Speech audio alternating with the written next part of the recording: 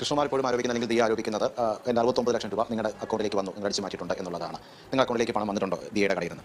അവരുടെ കടയിൽ നിന്ന് നമുക്ക് ക്യാഷ് വന്നിട്ടുണ്ട്. നമ്മുടെ അടുത്ത് പറഞ്ഞിട്ടുണ്ടായിരുന്നു ഫസ്റ്റ് ഒരുപാട് പേയ്മെൻറ്റ് വരുന്നില്ലേ, കുറച്ച് നിങ്ങളുടെ അക്കൗണ്ടിലോട്ട് വാങ്ങിക്കാനാണ് പറഞ്ഞിട്ടുണ്ടായിരുന്നു. അപ്പോൾ ഞങ്ങളുടെ അക്കൗണ്ടിൽ മേടിച്ച് ദിയയ്ക്ക് ക്യാഷ് ആയിട്ട് കൊടുക്കുമായിരുന്നു. പിന്നീടാണ് ഞങ്ങളുടെ അടുത്ത് പറയുന്നത് എനിക്ക് ടാക്സ് ഇഷ്യൂ ആണ്, ടാക്സ് ഇഷ്യൂ കാരണമാണ് നിങ്ങളുടെ കയ്യിൽ മേടിക്കാൻ പറയുന്നത്. കാര്യം ചേച്ചിക്ക് ഓൺലൈൻ പേയ്മെൻറ്റ് ചേച്ചിയുടെ ഇല്ലല്ലോ, പണം നമ്മുടെ ഇല്ലല്ലോ. അപ്പോൾ കസ്റ്റമറിൻ്റെ വരുമ്പോൾ അത് നമ്മളാണ് വാങ്ങിക്കുന്നത്. ഏത് മാസം മുതൽ ഇങ്ങനെ പണം നിങ്ങളുടെ അക്കൗണ്ടിലേക്ക് മേടിക്കുന്നുണ്ട്? എനിക്ക് തോന്നുന്നു ഒരു ഓഗസ്റ്റ് മാസം തൊട്ട്.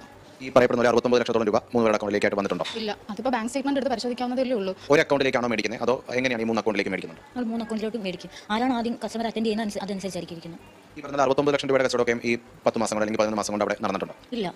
ചാറ്റുകളൊക്കെ നിങ്ങൾ കാണിക്കുന്നുണ്ട്.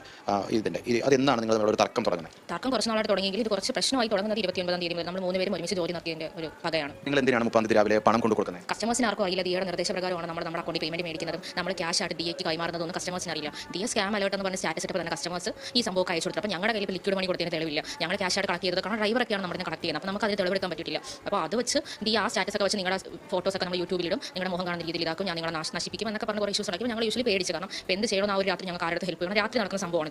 ആരുടെ എപ്പോൾ പോയി ചോദിക്കണം അങ്ങനെ നമുക്ക് പെട്ടെന്ന് നമുക്ക് അങ്ങനെ തോന്നില്ല. സാധാരണക്കാർ നമ്മൾ പേടിച്ച് പോത്തിയുള്ളൂ. ഞങ്ങൾ ആ ഒരു സമയത്ത് ഞങ്ങൾ കുറച്ച് പേടിച്ച് അപ്പോൾ ഞങ്ങൾ പേടിച്ച് നടത്തി ദിയയ്ക്ക് കുറച്ച് കൊടുത്താൽ നാളെ നിങ്ങൾ എൻ്റെ ഫ്ലാറ്റിലോട്ട് പോകാം, 10 മണിക്ക് വന്ന് ഞാൻ നിങ്ങളുടെ ഒരു കോമ്പൻസേഷൻ പോലെ 5 ലക്ഷം രൂപ മേടിക്കാം. കാരണം നിങ്ങൾ എൻ്റെ എത്രയോ രൂപ ഞാൻ നിങ്ങൾക്ക് ഇൻക്രിമെന്റ് പോലെ തന്നിട്ടുണ്ട്, അതിൻ്റെ കൂട്ടാക്കിയാൽ നിങ്ങൾ എൻ്റെ നഷ്ടത്തിന് നിങ്ങൾ ഇതെങ്കിലും നികത്തെന്നൊക്കെ പറഞ്ഞ് നല്ല റഷായിട്ട് സംസാരിച്ച ഒരു ഇഷ്യൂ ആയപ്പോഴും ഹസ്ബൻഡ് അശ്വിൻ ചേട്ടനും ഡി ജെസിയും കൂടെ രണ്ടുപേരും കൂടെ പറഞ്ഞ് ഇതാക്കിയിട്ടാണ് നമ്മൾ പിന്നെ രാവിലെ ഫ്ലാറ്റിലോട്ട് പോകുന്നത്.